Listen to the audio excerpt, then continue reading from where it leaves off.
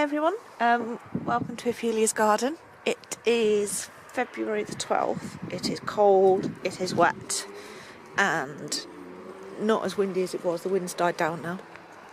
I'm not going to do much up here today. We've just popped up to get some bits and bobs together to take down to the tip. Apologies if the wind is bad. I just wanted to quickly show you what we've done up here. We've got polythene down at the moment because, as I said, we found some bindweed root over here, so we're going to put some more weed membrane down. And we've done triple layer weed membrane over here. There are a good few inches of chip on top, and this bed here is going to have some dahlias and whatnot in. So this, up to, say, these planks here, this is going to be our like social family area. And then here we've got a water butt, so we need to take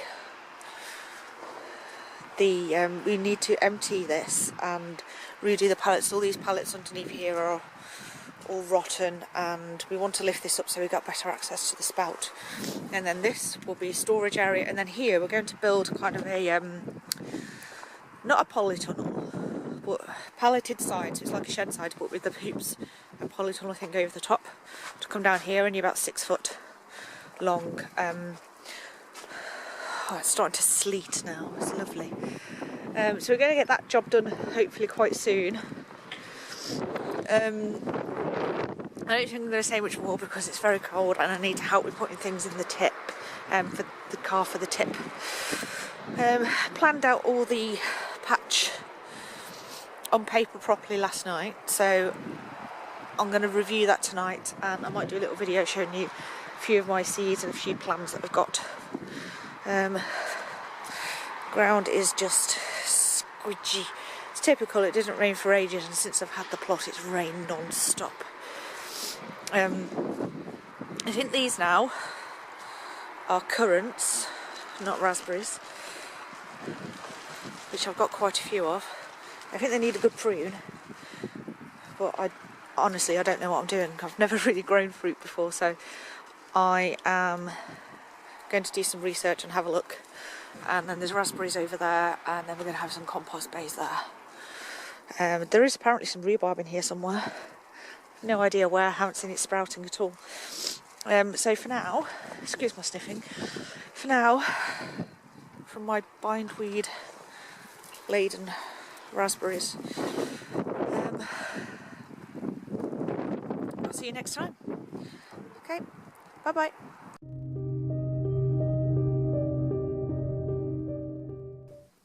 Hi, welcome back to Ophelia's garden.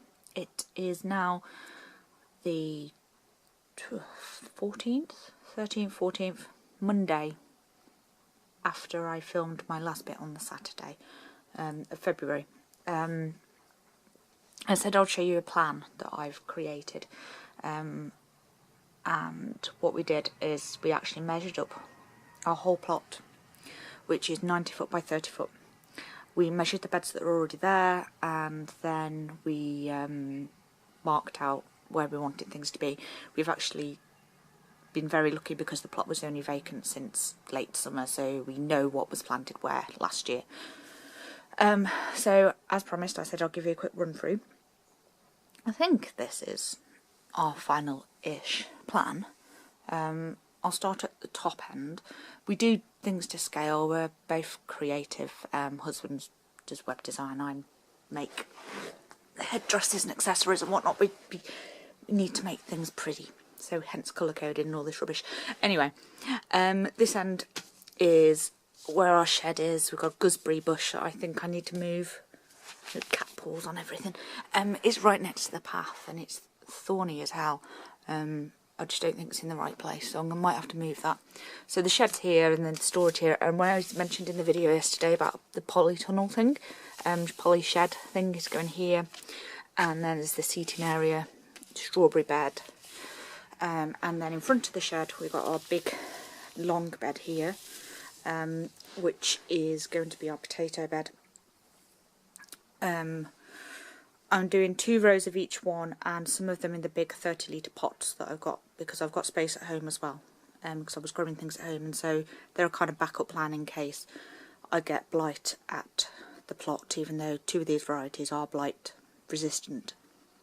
But I just want to have a backup plan which should leave a nice area at the top in front of the shed for a flower bed. So we're growing, potato wise, I'm growing Aran Pilot, which are first earlies, Maris Piper, which are my favourite potatoes. They're an early main crop, so they'll hopefully fill the gap a bit between the first earlies and the main crop. I might get some second earlies and do them in pots at home. I haven't decided yet. Valor, these are new to me, never grown them before. Apparently they are blight resistant, and they're like Sarpomira, which are also blight resistant, but they have a better flavour because some people like Sarpomira and some people don't. So we'll see how they turn out. I've no idea what they're like. I think they're quite new, so I haven't heard them mention much. King Edward, and then 1 row of Sarpomira, because most of them are going in buckets, and then obviously the space at the end. Hopefully this works. It's a big bed, a very long bed, so that should do those. Down the centre we are going to put in 2 raised beds, which is Rue's bed and my daughter. She's got a swing there, and then there'll be like the salad bed. Over the back we have a squash with a sweet corn bed with squash underneath it. I think we planned out 40 sweet corn plants, but for the space that we've allocated, I think more actually fit in if we plant them. I mean, how many inches apart is it? 9 inches? But I've planned for them to be a foot apart each. I'm going to look into that some more and decide what I'm doing, but there'll be squash underneath them. I'm not doing the 3 sisters, which is obviously squash underneath and then the sweet corn and then beans growing up the sweet corn, because I've got a big bean bed anyway, and I've got a squash bed at the side of the sweet corn with some dwarf French beans and then a little spare patch, which I'm sure I'll fill up very quickly. French beans at the back, lots and lots of peas, a row of beetroot and some runner beans, which are in the poles. If you remember in the first video that I showed you, they're going in there. At the back of this bed here, which had sweet corn in last year, is going to be the blotto beans and some tomatoes. I'm not growing many tomatoes at the plot, just in case of blight, and because I don't know if I can get there every day because I don't drive myself. I should be able to, either me or somebody else will be able to, but I just want to make sure. There'll be lots of onions. This whole bed is lots of Stuttgarter, is it? Onions, which are apparently quite mild.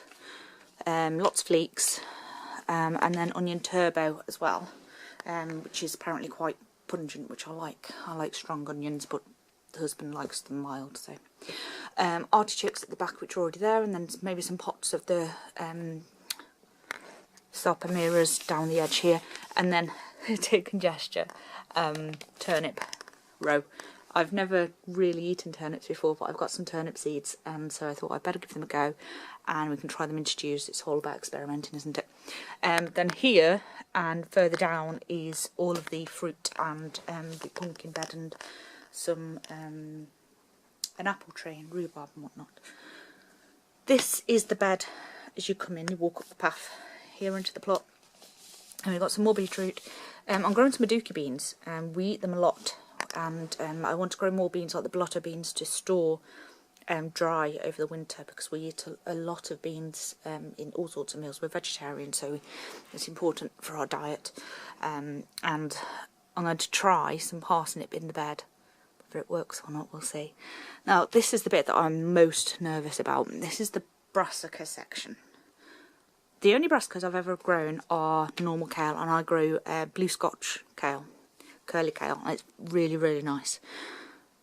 But I want to grow sprouts and Romanesco cauliflower. I've got some black kale as an experiment and scarlet kale, and then I want to grow some red and white cabbage. We don't eat much cabbage in this house, but I like pickling red cabbage, and we had a white cabbage off a plot guy when we took on the plot, and it was really, really nice. It's made me think maybe I should grow cabbage, and I got some seeds last year in a seed swap. So I'm going to try them. But I've looked up all the spacing and everything online. But this still looks very cramped to me. I mean, each square is a foot. I don't know, I might give them a bit more space. They're going to be boxed in anyway, in a cage. I might move this lot down and then give these more space. We'll see. This is the bed that's going to have a horseradish and some flowers and herbs in, and then I've got a little pond that I'm going to put in. And there'll be some bug houses and a hedgehog house and whatnot. So that is the basic plan. I've got notes of how many things I need to grow for each piece, and potatoes are chitting, leeks are sprouting, chilies are in the heated propagator. I think I'm ready to go. The beds don't need much, they just need a quick doing over, because the two big ones are covered and these two only have a few annual weeds in, and the biggest thing is going to be sorting out the family area at the top and emptying the water butt because all the pallets are broken and they're slipping, and yeah, I think we're ready. Now we just need some nice weather. Hopefully you'll get up there on Wednesday afternoon. If I do, I'll make a video. Okay, yeah, that's it. Okay, thanks for watching. I'm sorry if this is a bit boring, but it's more for me as well. If I can look back and watch this through, then I can see what my plans were and my reasoning behind things. I am keeping notes, but it's good to have a visual reference. And if anyone has any idea about the spacing of the brassicas, so I've got, I mean, is this too much space for kale? I mean, I'll grow it at home, but I'll grow it in a tiny bed, it's cramped in. So, I mean, that's 4 foot square, isn't it? I don't know. If anyone's got any advice on spacing, let me know. How far apart do sprouts and cauliflowers and cabbages need to be? Cabbages I've got are kiloton and what's it called? Red drumhead. Okay, alright, thanks for watching. Sorry for my waffling. Right, see you soon. Bye. Right, as a add-on to the video that I've just made, I wanted to quickly talk through some of the things that I'm excited about growing this year, and share some of the places that I get my seeds from with you. I'll talk about 2 tomatoes first. First of all, Wilkinson's. Their seeds are cheap anyway, but at the end of the season, little tip, they sell them off like 10p or 50p, and that's even for the big packets, like the big beans and peas and things. I'm not advertising any of these companies, but they're a good, you know, they're worth it. So tomato Roma, we want to make more sauces this year, and it says that these are perfect for sauces and pastes. So we're going to grow some of those. We're going to grow quite a few at the plot, and then quite a few back at home too. So if one gets blight, hopefully we've got a backup. That's the plan anyway. But they're new, we've not tried those. They should be good though. They look okay. Fingers crossed. Okay, another one is Pennard plants. I love Pennard plants. They do rare heritage heirloom kind of varieties. And this one is Black Zebra Cherry. And their packets are really cute and cool as well. This is a a dark red and green stripy bush tomato. You get 15 seeds in a packet. So it's not an awful lot for the price, but they are worth it. They're good suppliers, and I went to see them at Gardeners World Live last year, and they're very knowledgeable and very helpful. So if you go to a show and you know they're there, go and have a chat with them, because they'll find something good for you. Okay, I was told last year about a online store called CK. CK Hort Supplies. They are like Seed Parade kind of thing, you know, cheaper bags, no faff packaging, just good seeds, and I've never had a problem with germination, anything from them, but you can get seed packets from anything from like 65p, and their quality is great, and their service is fantastic, and the postage is really fast and very cheap. So if you want things you don't want them in, you can choose to have them in small quantities, or you can choose to buy them in bulk in a big variety.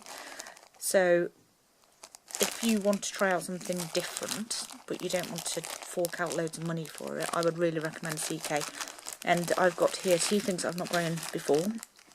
So these are the Bolotto beans that I'm going to grow and dry to store for in stews and things like that. And we are growing pumpkins this year because I've actually got the space properly to grow pumpkins, unlike last year's little experiment. And it won't focus.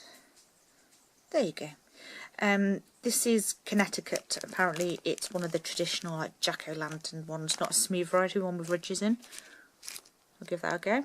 I have our pumpkins for Halloween hopefully, and it also tastes nice, so if we don't have them for Halloween we can still eat them and not know that it tastes nice. Another online supplier that I have just been introduced to is, what was her name? More Veg. Again, no faff packaging, very useful, informational, everything you need to know. I was looking for more of my blue Scotch kale, and the supplier that I've used before doesn't sell it anymore. And apparently it's quite a rare variety, which I didn't know, but it is. So somebody found them online here for me, and I brought my kale again and some more beetroot boltardi, some of the black kale lacanto, I don't know, I can't pronounce anything, and my azuki beans. Like I said, we grow in these to store, we have them in chilies a lot, and they're very, very nice. But I realised that I have these in my sprouting beans that I grow.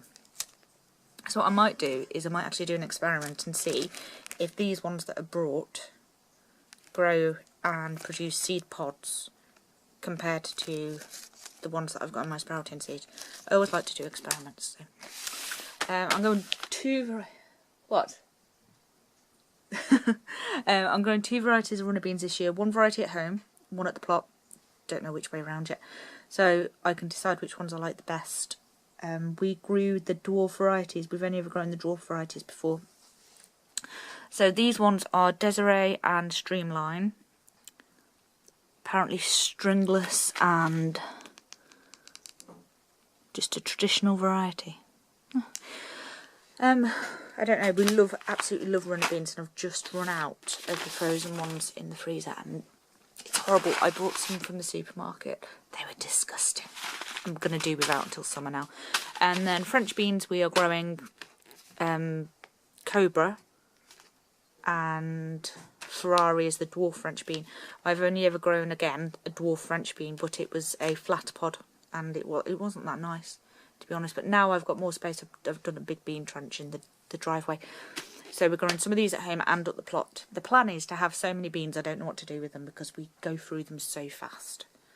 And I'll probably eat my words later in the summer and I will be inundated with them. But they're just some things that we're growing, and many, many more other things as well. Again, not advertising any of these suppliers, but these are things that I like. I've never used More Veg before. I don't know what the germination rate's like, but I've seen other people say that they're very good. But CK, I can say that they're fantastic, and your Wilkinsons, Thompson and Morgan, everything like that, everyone knows those already. And Pennard plants are fantastic as well. So, yep, that's it for now. Happy growing, and I'm going to go and eat my tea.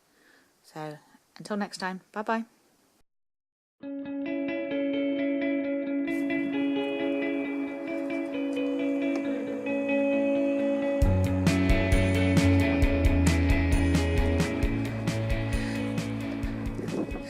Hi, it is Saturday the 19th, something like that, of February.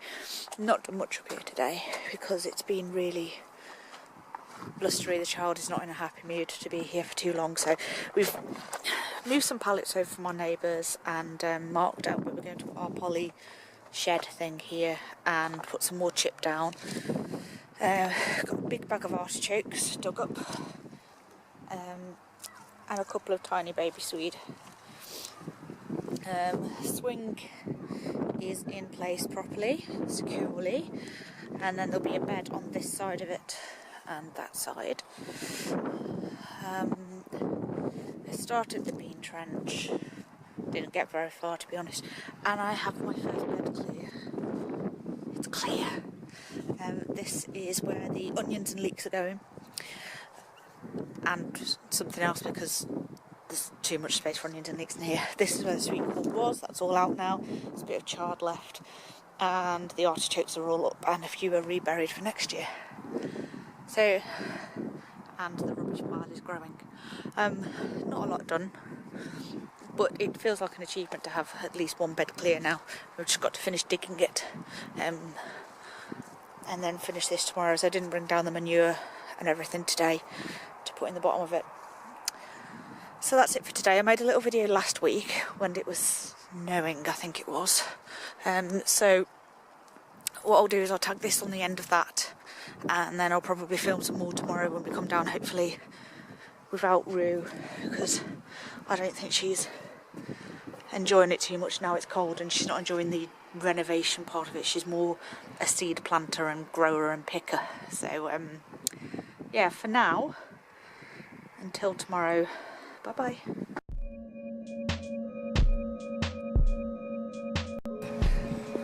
Hello guys, it's Rowan and Mommy and Daddy, and we're at Whitfield doing a Pokemon hunting.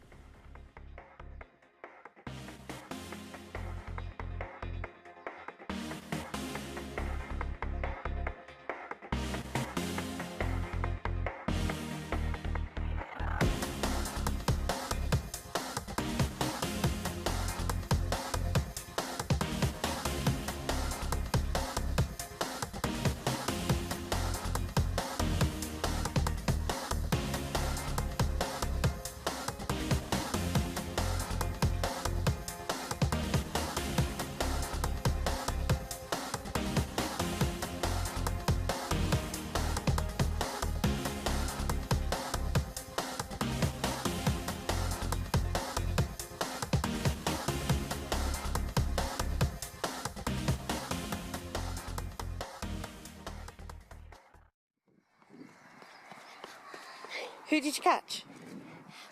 Mummy, you didn't catch him. He didn't stay for me. Yeah. Who was it though? It was Rudolph. Stansler. Yeah. Did you get him? Yeah. Yeah, typical.